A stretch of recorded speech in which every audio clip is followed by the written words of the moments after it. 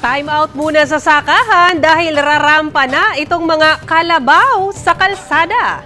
Ito'y kasabay ng kauna-unahang Carabao Festival ng New Corellia, Davao del Norte. 11 kalabaw mula sa 11 distrito ang rumampa sa kalsada ng poblasyon New Corellia kung saan ibinida ang mga produkto ng bawat distrito. May mga nakasuot ng sombrero. Itong isang kalabaw na balot sa paint ng iba't ibang pananim tulad ng mais, palay at iba pa.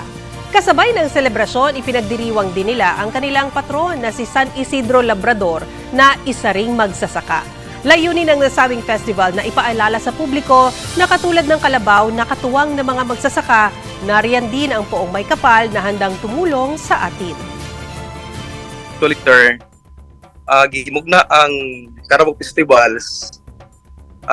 It signifies the New Corellia as agricultural municipality.